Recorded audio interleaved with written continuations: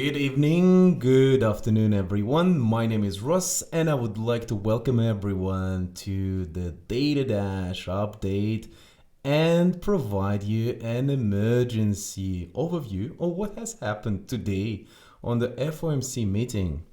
On one hand side, it is very clear that the federal fund rate has been remaining unchanged. I'm pretty sure you all have seen those news. But on the other hand side, there are a couple of important factors that have happened, and I'd like to showcase you today how they would affect the markets. Moreover, with all the recent liquidations and with all the recent volatility, I would also love to dive into the charts and provide you a rapid update on where are my levels of interest. With all that said, let's go.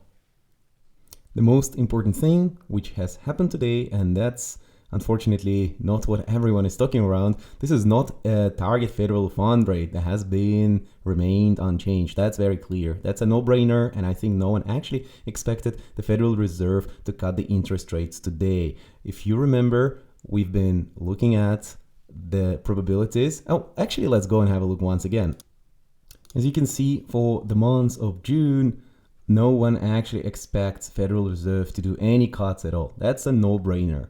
For the month of July, the picture looks quite similar. For the month of September, there are a tiny bit of participants that expect 2 rate cuts by then, which is very low, less than 10%. And there is roughly 40%, so still less than half, of market participants that would expect 1 rate hike to take place. But what's really interesting that those numbers have been significantly different just even a month ago. Just even a month ago, we would expect the majority of participants expecting at least 1 rate hike to take place.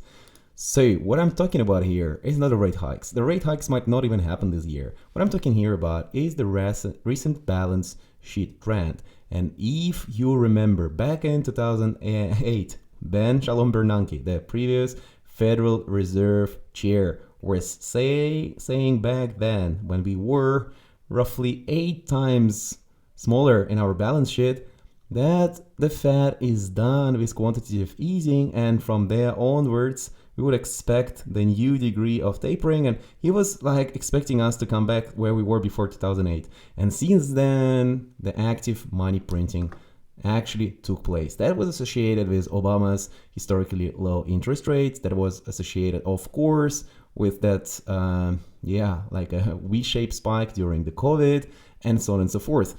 However, I have to be very honest. Jerome Powell, starting from 2022, said, okay, we are entering this period of 2-digit inflation numbers. We need to decline. We need to decrease the amount of assets that are on the Fed's balance sheet, and we have been on this sustained trajectory. Maybe before we move forward, it's worth to spend a minute and to remind our viewers, what does tapering mean, especially for those who missed some of the Fridays with me. So tapering, by definition, is a type of central bank activity in which stimulative policies are gradually withdrawn. What does that mean on a practical terms? In practical terms, it means that when we are in a period of quantitative easing, that decline in a slope or reduced acceleration would mean that Fed is tapering during the quantitative easing period. But right now, we are in quantitative tightening, and tapering here would actually mean that the negative angle of that slope would start to reduce, or the speed with which the Federal Reserve is reducing the balance sheet is gonna decline. So that's actually very bullish. And I'm here getting slightly conflicted because there are 2 opposite things that are happening with the Federal Reserve. So on one hand side, they get more balanced away from cuts, and this is very hawkish. Like Jerome Powell clearly admitted, answering several questions, that there might be no cuts at all this year, and he's open for this possibility too. And that's a huge change from the previous period where just 4 months prior, we were speaking about potentially 4 cuts this year. But on the other hand side, they are cutting the quantitative tightening, which in my opinion makes absolutely no sense. And it's very dovish. So this is also, in terms of the numbers, making really little sense to me, because they reduced the max redemption from $60 billion per month down to 25, and the expectation was 30. So Federal Reserve can only reduce the balance sheet as much as $25 billion a month right now, while before they were going with a speed of 60, right? So it's more than twice the speed, or where they're gonna decline that's redemption. So honestly, think for yourself. When you're worried about stubborn inflation that doesn't want to go down to 3%, also Jerome Powell's admitting 3%, it's already great. 2%, well, let's not even, get there for now. It's probably the third horizon.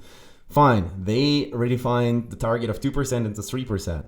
But now we are not at 3% yet, and he's already talking about the cuts in quantitative tightening. So what's going on? Well, honestly, when you are worried about stubborn inflation, there is no reason to cut quantitative tightening. It likely propels inflation even higher. So what is actually going to happen with this increased liquidity that Fed is going to free up from cutting the quantitative tightening?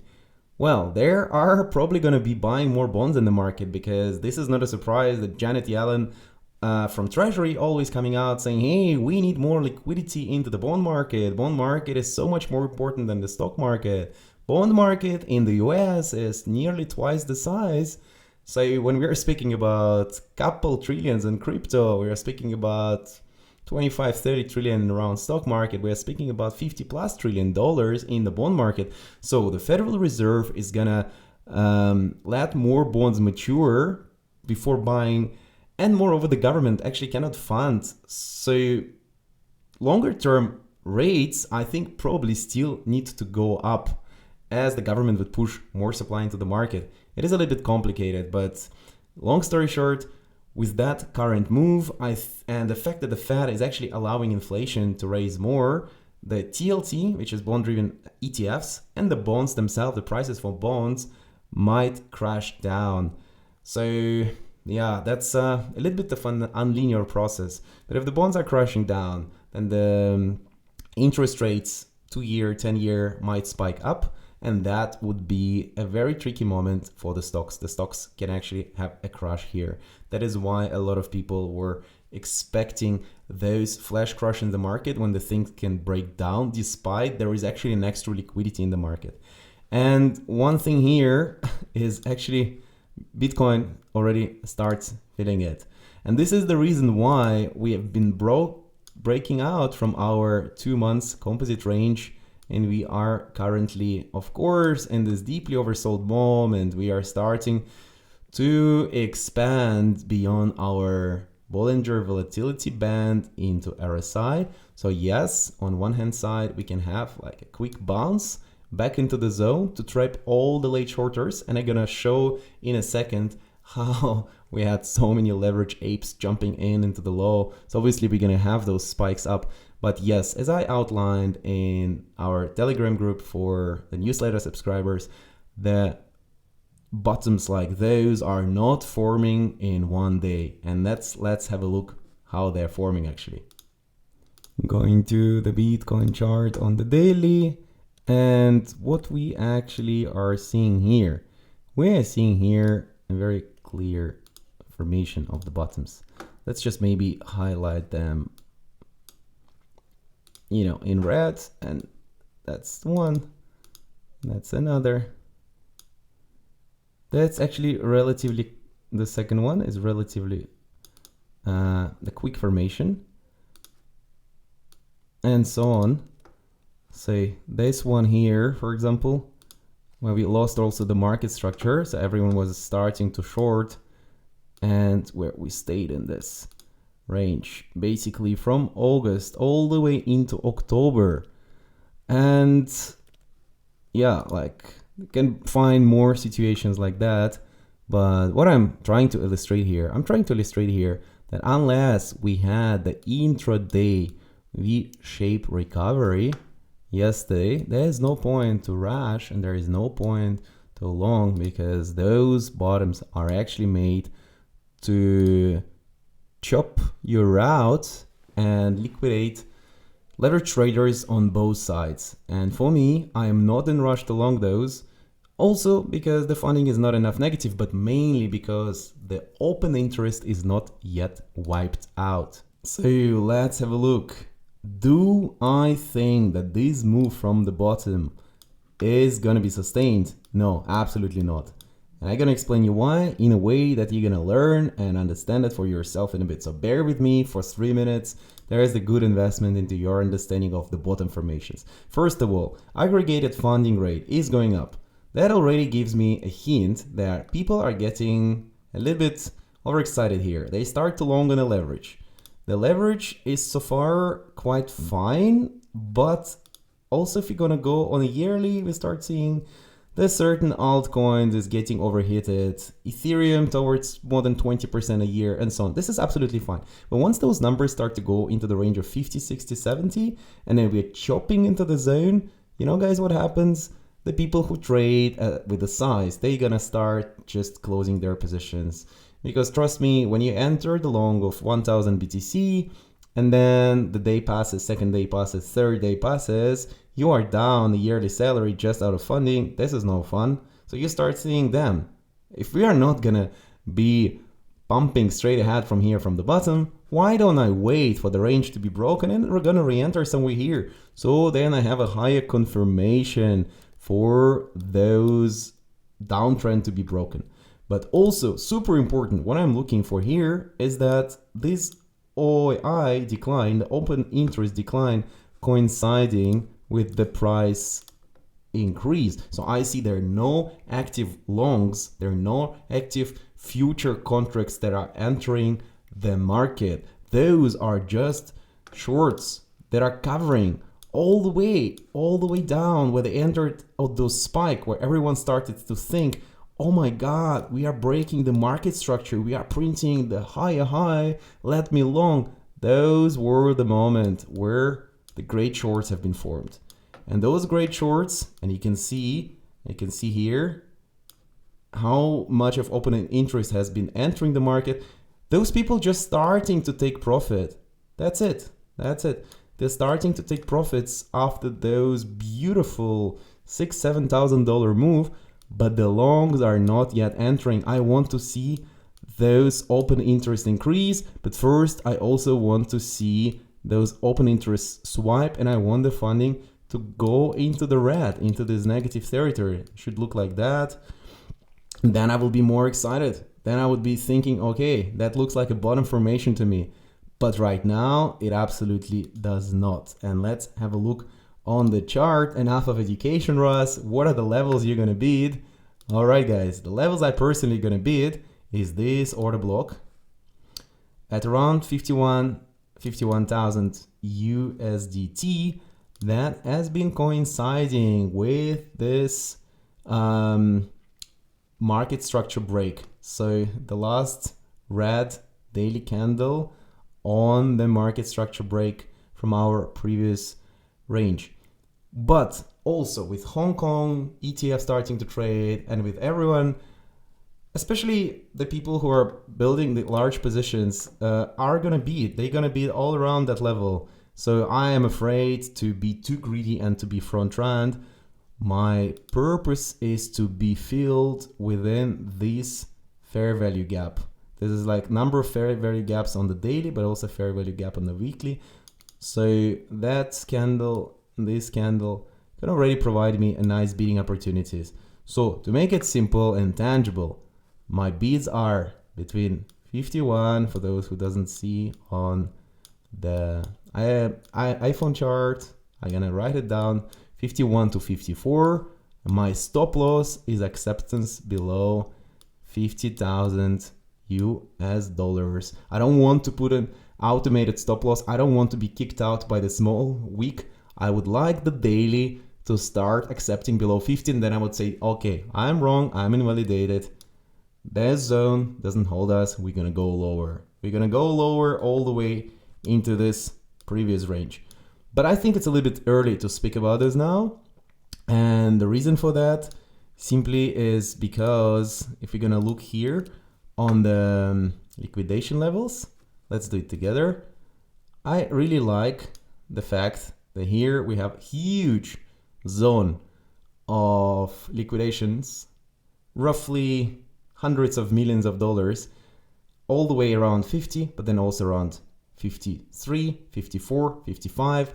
So what does that mean in practical terms? It means for a market maker, it takes a couple dozen $1 million to squeeze the leverage retail traders out of their positions, forcing them to basically give their money back to the exchange. So yeah, in my opinion, since we are already that close, it's worth to conduct those moves, take all these juicy positions and then reverse it back up. That is second or even third reason why I'm not to rush to go and buy in right now, as some people on crypto Twitter are gonna tell you, I woke up this morning, it's everything or nothing, I deployed all my cash, retirement or back to McDonald's. Guys, don't read that. This is not how it works, and I know that those tweets are collecting hundreds of thousands of likes just because the people who are gonna offer those types of comments to you, they're making so much more money out of referral links, out of subscription into the exchanges. So here, my purpose is to protect you on the long run, to create life-changing wealth, generational wealth, and the learning curve associated with that. So no aping, especially no leverage right now, waiting for the levels that I indicated. And that's not all. One more actually positive thing that I wanted to share. I really starting to like how Is BTC has been doing and how on all of those dams the Bitcoin dominance was dropping down, and I believe that for many alts the bottom is already in. I really love this juicy engulfing green candle on Ethereum, Bitcoin forming today after FOMC, and I believe that starting from those moments altcoins and Bitcoin are gonna trade in quite a different manner, and it might be that we're not gonna see this ETH BTC prices for a while. So two more things. I like to look at Euro USD. Euro gonna save all the alts. Let's pray, if you are long on alts, of course, if you're not shorting, let's pray that Euro accepts above that level. This level has not changed since 3 or 4 Fridays when I drew it on the charts. It's still the same. I believe if everything goes well, this is our trajectory for Euro. I was already saying for a couple of weeks, I consider this as rather a deviation, but also for DXY, I wrote it into the Telegram group for the newsletter subscribers, but I also shared in the YouTube videos and on Twitter. I said multiple times, I believe 106.5 is the top for DXY, and the trajectory is much lower. So if those things are gonna happen and Ethereum to BTC is gonna perform well, trust me, we're gonna have several great months of fun, especially considering the fact how the daily candles are forming on alts. Aave, for example, is not the most bullish one, let's say comparing to Atom, but once again, those candles can potentially signify the beginning of the W formation and the break of market structure and further acceptance into those fair value gap, the huge zone of inefficiency, when from the auction market theory perspective, the price has been changing too largely in a too short amount of time, thus creating single prints and imbalances. So market likes to revisit those levels, and once we are gonna break out of that level of 96, then it is very probable that the next level of 116 would be retested. So once again, I'm not rushing it in because Bitcoin can definitely provide still one more swipe, but I consider those potential scenario on alts. Alright guys, I hope that's not too late and you can still see my updates. If you see it on Thursday morning, that is absolutely no problem. I wanted to give you the quick game plan as quick as I can so you understand what happened on the FOMC and where the levels to bid. On the other hand side, I will be back on Friday with more broader updates across the stock markets and across several altcoins. So please let me know in the comment section down below, what is an altcoin that you want me to review? I promise the one that gets the biggest number of votes would be charted by me. And then as always, I'm going to provide a few value bets in the stock market on which you can sleep well, stay safe, and not worry so much about the liquidation levels. With all that said, much love, and I see you all on Friday. Stay tuned.